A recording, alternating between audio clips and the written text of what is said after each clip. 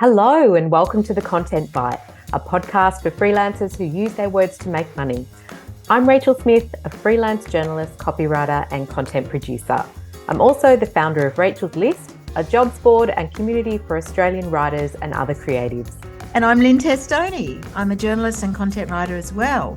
Rachel and I are your weekly co-hosts, and every week we bring you all kinds of tips, tricks, and some fabulous guests to help you make the most of your freelance business.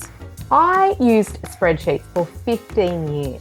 Oh my God, did you? I know. But as my business grew, I grew out of the spreadsheets. Yes. And it got harder to sort of keep on top of all my invoicing and quoting and things like that. And Rounded was the accounting software that finally converted me. And it helped simplify my taxes and also just let me take ownership of what goes on in my freelance business. And I love that I've got visibility over my finances, so I can see what's happening with my cash flow and all the other insights that are on the dashboard. I know, the dashboard is so cool. I love a good pie chart, and I love the whole thing because it makes it so much easier to work it out. Yeah. And don't forget, if you're a gold member of Rachel's List, you can save 20% on any annual Rounded plan, even if you're an existing customer. So see the show notes for details.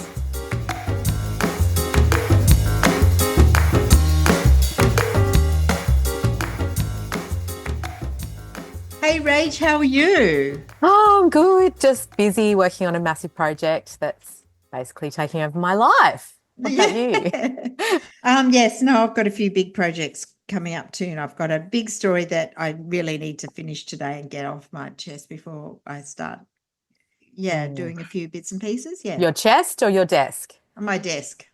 And your Maybe chest. and my chest, yeah. Stressing me out, but that's okay. It's a really nice story to write, so that's the main thing, isn't it? Yeah. But we've got something a bit different today. Yes. We put out a call, didn't we, for questions from Content Bite listeners just about, stuff to do with freelancing, and we got quite a few. So we've chosen 4. Yeah, exactly. Sort of ask us anything.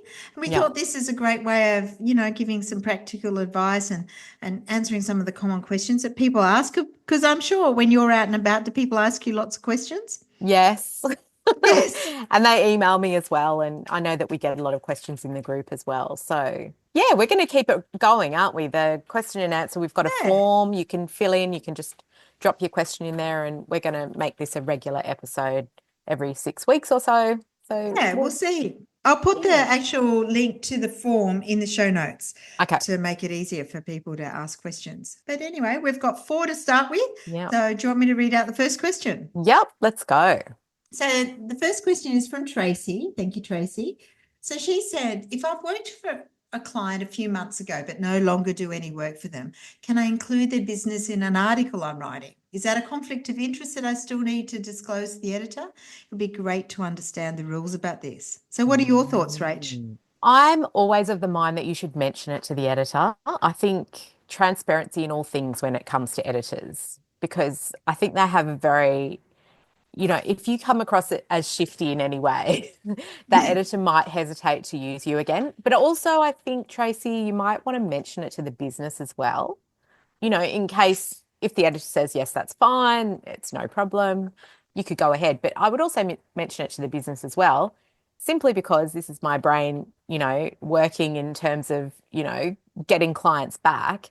You could mention them on social media, loop them in. They might be really pleased about that. You're then top of mind for them. They might get you back for future work. So it could end up being a win-win, but definitely tell the editor. That would be my tip. Yeah, I agree. I always think it's best to communicate. I've never had and it's funny because I've had this a few times because as we've discussed many times, I've got a really sort of strong niche that this happens to me more frequently than maybe for somebody who's a generalist.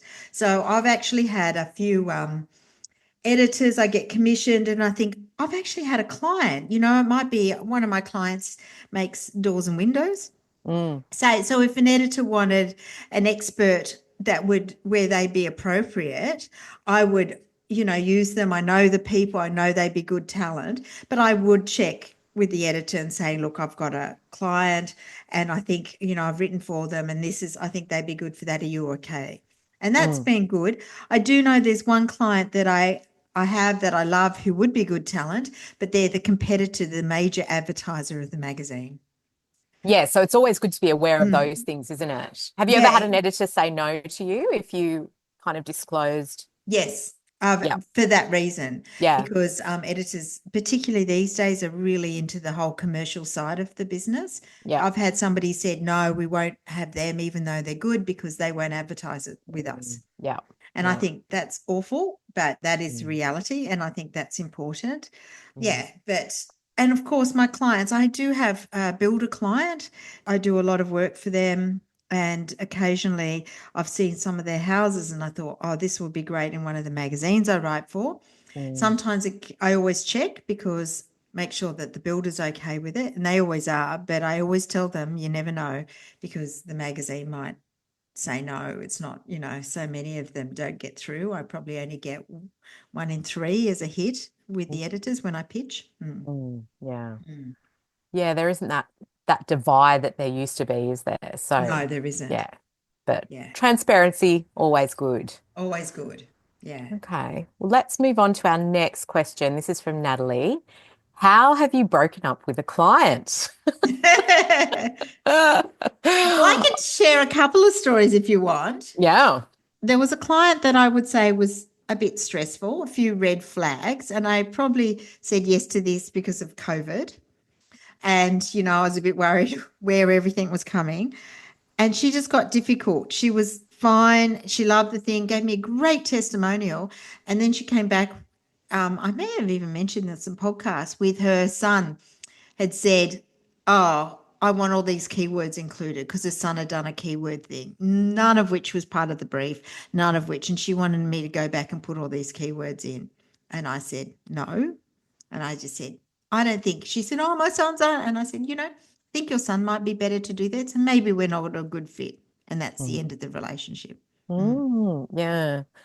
Yeah, I had a really similar kind of stressful situation that never actually eventuated into work or money changing hands at all. But I was really busy at the time, and then this client was waiting for me. But I feel like I just let my usual boundaries slip because we had a couple of meetings and they dragged on, and and then she was sending me reams of material and wanting advice on things and lots of long emails, and I started to just really dread seeing her name in my Mm. inbox.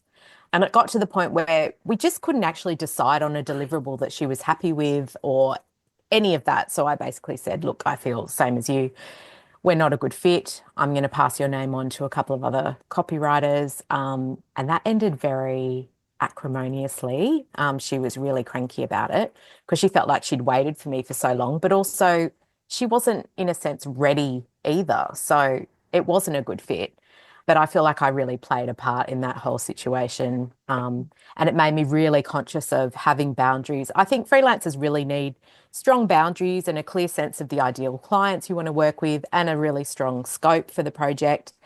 And I think you also need to become really comfortable in directing a project and how it will go because they're paying you for that expertise. It's when you go against all of that and the boundaries become blurred that you can end up in maybe situations that are tricky to extricate yourself from. Yeah, I think we've all learned you got to trust your spider sense, haven't Yeah, you? your gut. You Yeah, you just know, like when you think this is getting hard, that's the time. yeah. Because yeah, It's not because quite right. when it's not quite right, it just gets worse, doesn't it? Yeah. And then I end up feeling quite cross with myself for going against my gut. Mm, It makes me mm, more cross. I mm, did have one where somebody wanted some social media. I don't do a lot of social media, I think. I can write, but I do think you got to be really into that world and really up to date with what's happening. And I'm not quite into it enough to deliver a good job. And I did do it for a while because I had somebody who I was working with who was keen to take that on. So I mm, probably took it on, and then I just felt he was asking me to do things that were well outside my comfort zone and my expertise. And I thought he was lovely, he was really good, but I just thought this is not my thing. And I yeah. passed him on to somebody who did this all the time. And I felt quite good about that. I think I wasn't doing the best job that he deserved Mm. somebody better than me, I think. Yeah. Mm.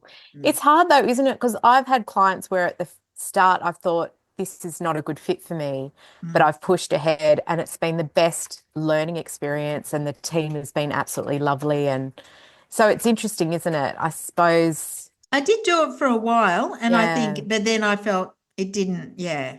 it's good. Just think, yeah, I think boundaries are good and really listening to your business gut Yes. is good in these situations and not being afraid to say we're not a good fit and I can pass you on to someone else. Taking the personal out of it, I think. Yeah, just being really firm is good. Mm. The next question is from Roz. Any advice for pitching new publications? Mm. You know, the number of follow-ups, one or more pitches in a single email. How do you handle it if there's no response? Mm. Well, if it was me and it was a new publication, I'd be poring over it really closely before pitching. And then I would align pitches to specific sections because I think that that shows you know the publication. I usually do three pitches in one email, so three story ideas in one email. And I think I've talked about this, but it's often the one I consider the throwaway pitch is the one that they want. I don't know why, but yeah, I think giving them options is good. I also follow up twice, maybe 4 to 5 days after the initial pitch. Any sooner and it feels just too keen and too annoying for the editor. And then I would follow up a week later with like a gentle, email saying something like, I may have some other homes for these ideas. So if I don't hear from you by tomorrow, close the business, I'll assume they're not a good fit and I'll be in touch with a new batch of ideas soon, which I think is a really nice way of saying, look, you haven't replied. I'm shopping it around, but this isn't the end, and I'll be back with some more ideas that might be a better fit. Because I think pitching is as much about getting story commissions as it is about building those relationships with editors so they trust you. So that's Yeah. how I'd handle that. That's interesting. A lot of similarities there. But personally, I'm finding there's more and more ghosting out there. I think in the gold group and many in conversation, I'm hearing a lot of editors don't reply. In fact, I've got a friend who works in one of the magazines, and I've pitched 3 times to a publication I've worked with for years, and they've not got back to me. And my friend in there said, "Oh, yeah, they know about that. I think they're going to get back to you." And it's been months. Mm. And my friend in there said she doesn't reply to any of her emails anymore because she's just too snowed. Gosh. So I don't take it personally. Yeah. I think when you pitch, you got to change your mindset. I hear too often that people pitch ideas. They have great ideas and they think, where can I pitch it? You've really got to reverse that. You've got to look at a publication and think, what sort of things are they looking for? And as you said, finding a section for your pitches. So don't just say, oh, this travel piece would like this. You go, I really liked your 10 minutes in the city column. I think we Mm. could do this, and then pitch to that Mm. section. I think Yeah. being specific is important. And if it's a new editor, which I think Roz said, I try and get a warm intro if I Mm. can. Yeah. If there's somebody I know, I mean, this is lucky because I've been around for so long. You name drop. I name drop. I Yeah. say, I know that such and such has written for you. She suggested you might be interested in this, and a Yeah. bit about the publication. Like, I really love this magazine because and I really like your focus on XXX. Yeah. So, and then say this. I thought this idea would be sit well in this section and everything. Mm. Yeah. I So, love those ideas. but yeah, and I same as you. I usually try at least 2 ideas, maybe 3 if that works, and I follow up 3 times. I get a bit jack of following up, so I usually only do it twice and then I just go, bugger it. Yeah, I do a bit too. And, I have to say that journalism particularly is tougher and tougher.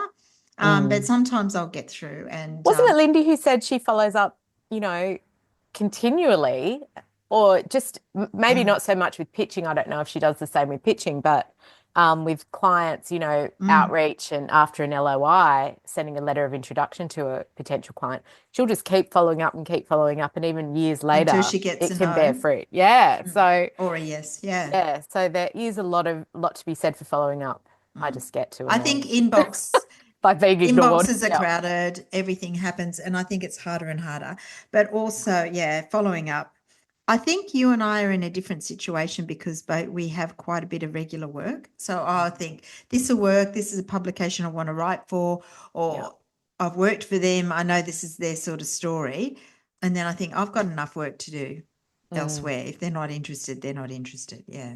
Yeah. I agree with you though. Like I've seen some huge ghosting from editors that I know well, Mm, which I think is just the height of rudeness. Like literally yeah. just say no if you don't want it or you're too busy or whatever. Mm, But there was one who I'd written for countless times and ignored my mm. pitch and the follow-ups. Yeah, no, I've had I that just thought too. it's really bad form. But I know they're busy, but yeah.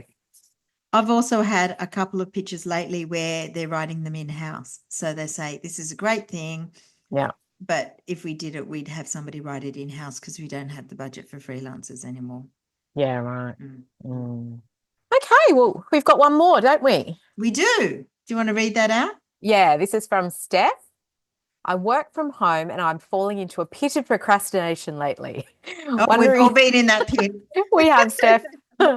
Wondering if you have any tips for staying focused and productive when you only have yourself to answer to. That's a very good question. It is a good question. Mm. I mean, I I do specific things. I kind of split my day up into specific tasks or projects. And I'm also a really huge fan of using digital timers because I think it can really help you crack on with the draft. Mm. So I'll use either egg timer, which you can find, just Google it. It's like a Pomodoro timer and you can set times. I've also got a beautiful hourglass that I got for my birthday, which is a 30-minute timer, and I often use that as well. Well, I use the Pomodoro method, which if people don't know, the idea is you sort of set your a timer for, I think it's 35 minutes. 25. 25. Mm. And I do that actually, to be honest, if I'm really struggling, I might do 15 and just Mm. to sit there. And then To I force use yourself to start. force myself to start. And then I just put it on my phone. I just do a 15-minute timer and I just force myself to sit there for 15 minutes. And usually I'll Yeah. go beyond Yeah. because once you're in the flow, That's it. I'm a big fan of never having a blank page. So as soon as I've talked about this before, but as soon as I finish one article or one story, I set up the next one, even if I don't do much. So that means I've already got a couple of quotes in there, a headline, a template, something to start with. Yeah, I learned that from you and I do that too. Mm. I just set up my whole copy deck and had it all ready to be filled Mm. in. And it does make you feel like you've actually just made some strides ahead into it. And you're not coming in to go, "Oh, okay, what's this about, where it is." I Mm, usually copy the brief into the body of it. So I make mm, sure I know what it is. So it's all in one document. Sometimes I'll go to a cafe. I'm mm. much more likely to procrastinate in public. So if I'm out at a cafe, I will work. So Yeah. I don't do that all the time, but it does break it up and it makes me actually finish something. Oh, so you'll procrastinate at home, not in a cafe. Yeah. Yeah. I'm much Mm. better when people are watching. Yeah. I Yes. work harder. Yes. Well, I've got one more tip for Steph. I would say go to online co-working sessions. Like we've got the Wednesday writing sprint. Yeah, I had that in my tips too. Mm. Yeah, shameless plug. It's for Rachel's List Gold members, but I now plan specific blocks of work to get done in that 2 hour stint, and I always complete them. Yeah. So just looking up, seeing so many other people working industriously on your screen, even though you're not talking or really interacting, it does something for your brain, and it's so brilliant for accountability and for Mm. procrastination. So yeah, I think that's a great idea. So finding another writer even and you do it yeah, together. yep, The other thing I have done when you're really struggling with a story or it's big or whatever, I always call it salami tactics. I do a slice at a time. So mhm, I will just do a little bit. I will maybe transcribe the interview or get that ready or pull out a couple of quotes and leave that and just do bits and pieces rather than the whole piece. yeah, And the other thing is sometimes I give myself permission to take the morning off mm, because sometimes you can sit there staring at your computer and you procrastinate. Instead of writing, what you do is you scroll Instagram or YouTube or something. And maybe it's better to actually take the morning off, go out, walk the dog, go to Coles or do your shopping, whatever it is, and then come mm, back. yeah. And then rather than sitting there just doing mindless stuff, you might as well go get away from the computer altogether and you come back fresher and a bit better. Mm. Mm. Yeah, I love that. Well, Mm. that brings us to the end of the episode. We'll put the form in. So if you do have a question for us and you want to answer it in an upcoming Ask Us Anything episode, pop it in the form and we'll be getting to more of those in the future. Yeah, I think so. And yeah, if there's any good questions that you'd like us to answer, we already have a couple more that we haven't got to this time, Yeah. but so we'll definitely run another one too. Yeah, I think we've got a great one on onboarding, so that'll be coming up next time, won't it? Yeah, it will be. Okay. Thanks, everybody. All right. Bye. Bye. Thanks again to our wonderful sponsors, Rounded, easy accounting and invoicing software that helps freelancers run their business with confidence. And don't forget, if you're a gold member of Rachel's List, you can check your welcome emails for an exclusive discount code on the annual subscription rate. You can also find it in the private Facebook Gold group, or just contact us at hello@rachelslist.com.au.